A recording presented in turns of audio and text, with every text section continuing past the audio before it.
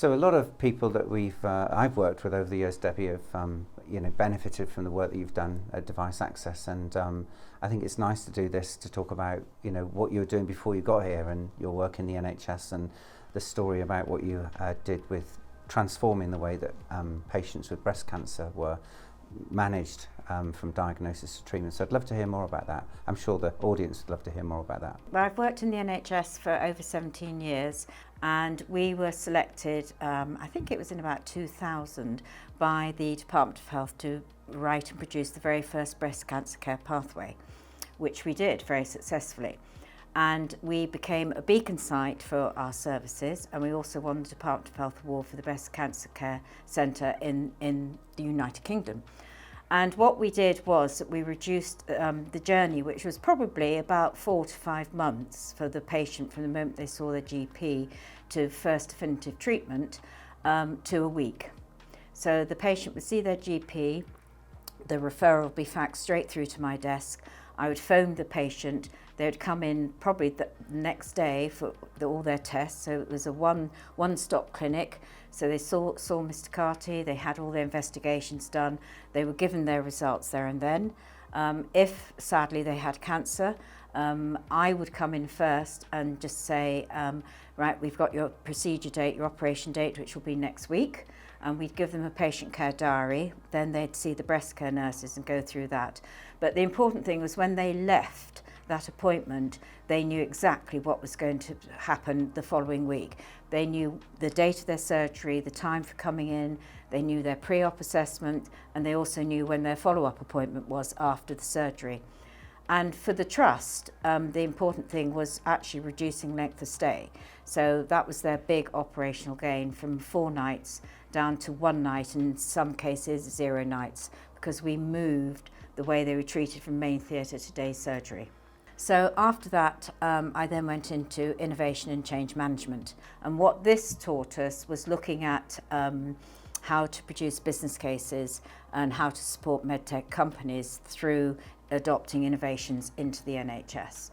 And so that's really where I learnt about helping writing business cases for these companies. Yeah, and we've done, I don't know how many business cases that we've done over the years, and we have people that work with us that come back with new companies and doing business cases. But I think business cases, how do we update them?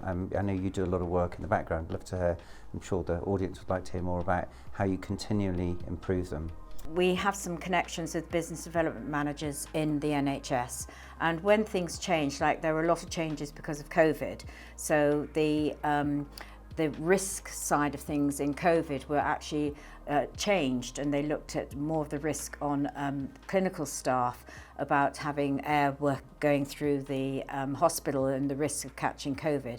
So what we do probably is a couple of times a year is check with the business development managers what new things are needed and required in a business case. So it's a smoother process of adoption, and that's how we keep up to date with what we're doing. Yeah, I think I'm often surprised, as you are, when we work with these companies and they want us to produce a business case, as to how little they know about the problem that their technology is solving, or understanding its place in the position of the care pathway, which obviously you did a lot of work with NHS Innovations and at Bristol previously. So what were the main things that they struggle with when they come to write business cases, and where we help? Well, I think one of the main things they struggle is that they don't understand adoption or change management within the NHS. They don't know who to speak to, and they don't appreciate or understand what the NHS want to hear. So when we was with the NHS, we designed the template for trusts for change management business cases. So those headings were taken, so every single trust has these headings, but a company won't know that. So a company, from my experience, very often focuses purely on the financial side of adoption of a device. Whereas that does come into it, obviously, the finances, the cost savings, etc. But the big thing is the operational gains. And what I find extremely interesting is that most companies actually don't know what their operational gain is to a trust. Yeah. So you have to dig really deep. And I have a questionnaire that I send through to them. And it's interesting, you know the companies that know their stuff inside out from when the questionnaire comes back. Some of them come back that not applicable, or I don't know that. And that's when you have a Zoom call or something to actually dig deep into it. Extract the value out to help them. I think the really great thing about the business cases is it has been changing or looking for all the real NHS benefits out of what the company is saying and turning that into something that the NHS can understand. So it's that translation of those product benefits into NHS languages. It's the great work that you do here, and the industry appreciates the work that you've done. So thank you, Debbie. Well, I love the industry. I love working at Device Access. It's been an amazing, how many years now? Since 2013, a long time.